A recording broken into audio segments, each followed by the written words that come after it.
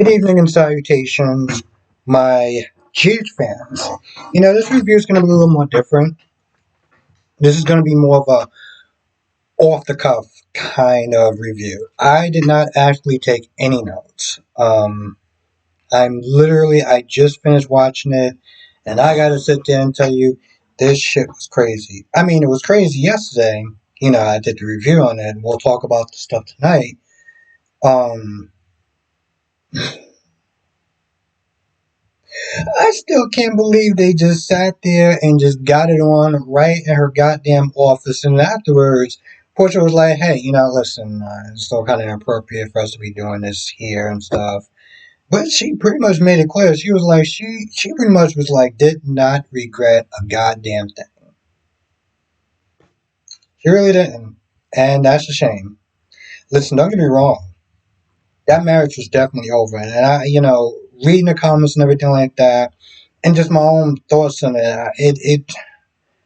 I see both sides of it. I see Porsche make a mistake and Curtis resenting her for it, you know, and because of what happened to Stella.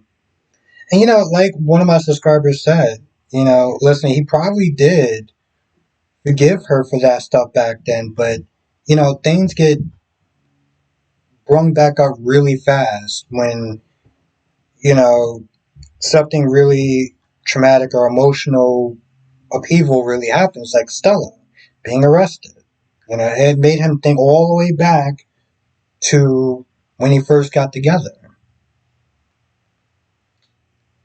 But Portia has been lying a lot, and you can only sit there and take so much before you're like, I still think it was out of pocket for the way that Curtis and Jordan was hanging out, and that's on both of them. There is no clean side in this whole thing. But Trina comes in there, and Portia tells her everything. Portia tells everything, why there's tension in the house, the blackmailing, all of it. The fact that she can go to jail for this whole thing. The fact that Stella is in this situation because of Drew. And so Trina makes a beeline to Drew's office. Okay. Hi. A lot of people have sat there and said that Kai was a fool because he didn't believe everyone else when everyone else is not there telling him that Drew is a bad person. And, my whole thing is, I want to experience something firsthand. I don't take secondhand information from nobody. I don't care if there's 2,000 people telling me something. I want to experience it myself. I want to experience myself. That's how I've always been. I don't look at someone and think, well, that person told me he's bad. And I can't live my life like that. I need to make my own decisions. And what I did like about this episode was he saw firsthand who Drew is, what everyone's that they're talking about. He had to experience that, and he did. He experienced him when Drew was not there telling Curtis, hey, listen, it hurts, right? Like, pretty much admitting, gloating that he used his 7-year-old aunt to get back at Curtis. But Curtis is another person that made a threat to Drew's life. Carly made a threat to Drew's life, in case I forget that. They go back and forth. He leaves. Kai comes in, talks about the whole Stella situation, and point blank, Drew just lies straight to his face. And at that point, he's like, okay, yeah, I'm just going to hang around the office for a little bit. Made this phone call to check on the status of Stella's case, and then apologized profusely to Trina. I should have listened to you. You're all right. Da da da da da da da. I don't know. I mean, yeah, the apology was necessary, but like again, I don't I guess part of it is like I still believe that he needs to see that for himself, not just based off of Trina, not based off of anyone else. But she did sit there and say that she needed his help, and yeah, I don't know what they're gonna do next. Now back in the Poppy's hotel, for some odd reason, I don't understand why Britt was not there hanging out in the hallway. Um, well, there's a point where she wakes up hungover, and Pascal is like, you need to get your ass in the office, pretty much. And then for some other reason, I don't know why, but she is about to walk into an area that clearly seems like it's restricted. And Pascal's like, yeah, your office is like that way, right? Like that's where you should be going. You should actually be. I should be hearing the sounds of keyboards at this point. And I don't understand why was she pushing so. I mean, my whole thing is she's been pushing her luck like there's no tomorrow. And I don't really understand why. I feel like I know that she feels that she has a certain level of value, but like like Pascal said, I've been treating you as a guest, giving you all the amenities and just hanging out and chilling and stuff like that. And I'm just asking you to do your work.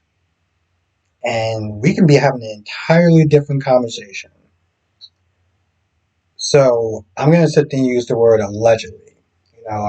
Kim Jong Un apparently kidnapped the guy, the director that did Three Ninjas, and he wanted him to make a film. And the reason I'm sitting there saying is because he was also like VIP or whatever, hanging out or whatever. But every time he kept trying to escape, it was like, you know what, F, we just want to sit there and put you in a dungeon somewhere. So I don't know if this guy thought that he had more sway than he actually did. Allegedly, that happened. But long story short, they have their little argument, and she acts like she's gonna go back to work or whatever.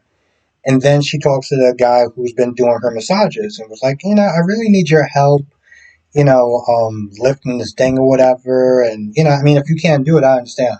I just try to get somebody else.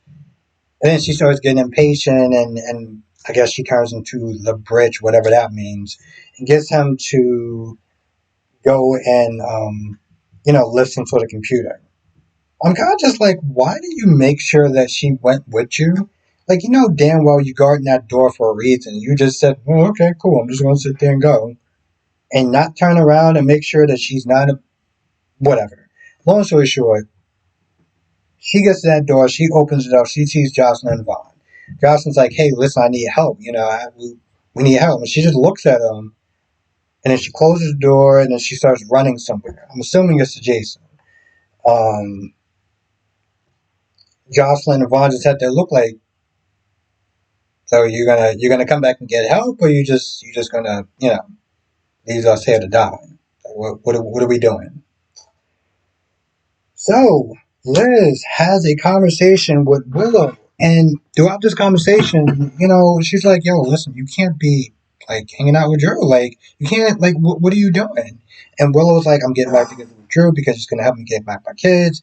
He pulled that stunt where I couldn't sit there and see Michael because he made one phone call, and he'll do anything to sit there and get back, my kids. And what Willow's doing, what Liz is there saying is, how many times do you sit there and promise you that you're going to get back your kids? And how many times did you fail because of that? I mean, you don't have your kids partly because of that. I mean, it's mostly because you did sit there and decide to just start listening to Drew. But like, my point is, it's like he's not going to help you in the way you think he is.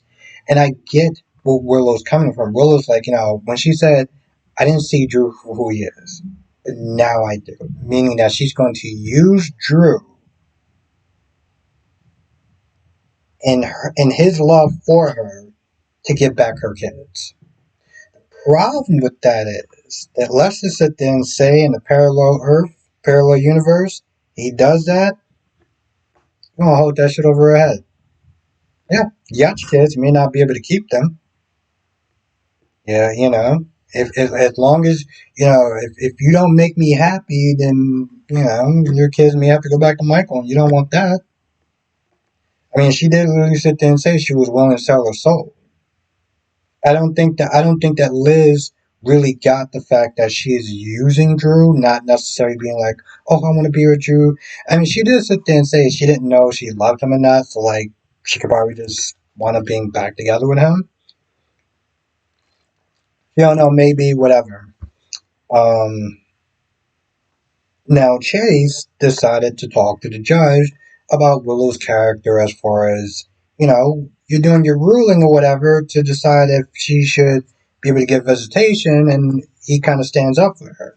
And even though she says, it's unorthodox, we shouldn't even be having this conversation, she listens to him and hears him out and, has more of a positive attitude where it's like, she's not sitting there saying that she's going to rule in her favor, but like, you know, he gave her some good insight. And then Danny and Rocco found her dead. So I guess Sitwell got to her first. Yes, I know. I saw the previews with Sonny being there for Rocco and Danny and talking about the dead body, but we all know that it was Sitwell. Drew. Oh my lord. So Rocco and Danny are with Carly and, talking about end of the summer or whatever, and that they're going to come back and da da da da. What's the next plan for working at the Metro Court? And Drew comes in there and he acts like a straight up dick. Like, I mean, like, listen, during my trolling days, I was like, oh, Drew's a good man, this, that, and the third. I couldn't pull that shit off if I tried. I mean, I would have to sit there and drink a lot, and I mean a lot to sit there and pull off trying to troll sit there saying that Drew's a good person because, he starts getting in with the kids. Acts like a bully. I was like, bro, you're big ex Navy SEAL is not there what bullying and picking on a bunch of teenagers? Like, really, bro? And, they talk about the sister and everything like that and Scout. And, Drew's like, well, you're not really her sister and you're only half her sister. And I'm like, wow. I'm like, damn, bro, oh my lord. It's like every day you sit there and see Drew, and every day he just managed to just sink lower. And when you think that he can't sink any lower, you sit there and turn it on, and you're like, oh, yes, he sat there and said, hold my beer, bitch, because he just sunk even lower. Mm-mm-mm. Um, I think Stella, well, somebody, I don't remember who, but somebody was up there saying, like, you need to sit there. Oh, it was Stella and Jordan. And Stella was up there telling Jordan that you need to find a way to cool Curtis down because Drew's going to push him back to his breaking point. And clearly, that happened because he threatened his life. Now, again, Drew didn't sit there making another threat like, hey, listen, I can still sit there and reinstate your charges. I can go over Chase's head. I can still do that. Corey's like, listen, it's cool. Y'all leave. I'll handle it. So what does Drew do? He does the same. He gives out the same sentence to Carly that, oh, the judge is paid for, and Carly's like, do you have any proof? I'm like, listen, let me tell you something. The judge is paid for. They're gonna sit there and check her bank records. They're gonna find out that she's paid for. They're gonna sit there and reverse the decision. You better sit there and get your boy Michael on board with this whole 50-50 custody, because if not, they're gonna get a new judge. And Carly's like, "Oh, you're gonna pay them. You're gonna pay off the new judge." He was like, "I won't have to." It was like, "I'm pretty sure you will." Like, I'm pretty sure you will. You will. And at this point, Carly was like, I'm not gonna sit there and sweat it." She doesn't fall for the rage bait. But then he keeps threatening Michael and keeps threatening Michael. And at that point, Carly was like, "Okay, all right, listen." She's just like, I'm tired of you coming at my family, you coming at my son, and she also threatens to sit there and kill him. And Liz was right there, and she just sat there like, yeah, I said it. Now I don't give a damn. Because you pushing this man, you pushing this woman past her breaking point. You push Curtis past his breaking point. I mean, hell, Chase even, the upstanding do-gooder, was like, yeah, I'm not going to arrest Danny. I will sit there and talk to him. You're not going to sit there and use me as a tool to sit there and get to Jason. That's what you're not going to do. And that's when, Danny, towards the end, he was going to sit there and take the speedboat because he said something about Carly like, hey, listen, they couldn't serve me because, I'm a minor or whatever, and Jason isn't here. So, as long as Jason is here and you're not here or whatever, like, I can still sit there and see Scout. And just as he's sitting there trying to talk Rocco into using the speedboat, um, yeah, they found a dead body, which was the judge. Mm-hmm.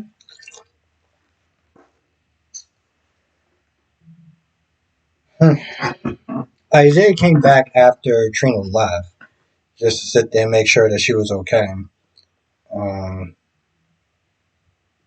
they cheated first. I mean, she cheated first. I mean, the sad thing is like, you can look at this whole situation, right? You could be like, all right, listen, Porsha cheated, physically cheated, but did Curtis sit there and cheat on an emotional level? Because let's be honest, emotional cheating, for a lot of people, is just as bad, if not worse, than physically cheating. And Porsha has been, and granted, there's no excuse. Porsha has been lying and lying and lying and lying and throughout the whole relationship, throughout their relationship since jump. All she has been doing is lying straight to this man. So, you only push a man so far. Still not an excuse for cheating, just saying. Even on an emotional level. Damn, just break up with her. Good. What else happened? Oh, and then Chase goes back to Willow and it's like, hey, listen, I got some good news for you. Like, hey, listen, you don't have to go back to Drew. I think there's a way for you to sit there and win, or you can see, your kids. There's a point where Willow actually says that once she gets the kids with Liz, and she ain't gonna let Michael see them. And Liz's like, whoa, whoa, whoa. It's not, it's not doing anything rash and crazy now. Like, what are you talking about, bro? We're not, no. And she's just smiling. I mean, this is all, it's really interesting because I always sit there and I always go back every couple months. I'll go back and like, people are really saying that Willow is boring. There's no point of being on the show, and she's still here. And why is she not here? Da da da da da da. She's super boring. Now they're like, oh my god, I hate Willow. I was like, well, at least you feel something. So this is a little step improvement. I mean, and for me personally, I rather, because I don't really use the word hate, but I'd rather have a character annoy me than bore me. To a certain extent, right? Like, we'll use Beyond the Gates. Kind of annoys me, but she doesn't push me to the point where it's like, I don't want to watch the show. When they had the first finale on Days of Our Lives, she made me want to just skip scenes. She made me feel like I just wanted to just skip certain goddamn scenes. Because I was like, I cannot do this for her. Like, she was irritating me that much. Where it was like, if I was just a regular fan, I don't know if I would have watched the show. I probably would have stopped watching the show for a little bit, if we're going to be honest. Okay, I wouldn't have stopped watching the show, but I would have definitely fast forwarded through her scenes. Like I did with Stella. Um, And hell, I was even upfront and honest. Even when I was doing my reviews, it was like, yeah, Stella had a scene with Jordan, and yeah, I mean, I don't remember what they talked about because I didn't watch that part, but I guess she had scenes. So yeah, at least Willow is actually being, you know, entertaining, even if she is, on some idiotic and kind of evil shit in a sense. Anyway, I feel like there might be more, but that is the general gist of the episode. I would sit there and say it was pretty good. Also, I put out a video yesterday, talking about Roger Howard being on Young and the Restless. I mean, obviously, I know it's a General Hospital review, and most people just watch General Hospital. But if you like Top Manning, then it's kind of a bad example. Hell, they didn't really do that much for him in General Hospital, but it's Young and the Restless, so maybe they could sit there and pick up the slack where GH kind of fell off. Anyway, if I missed anything, write in the comment section below. Come to the live stream tonight. I'll be doing a live stream tonight, 8 p.m. Eastern, 5 p.m. Pacific. I'll be talking about all the shows. You know what they are. And yeah, I'll see you in the next video.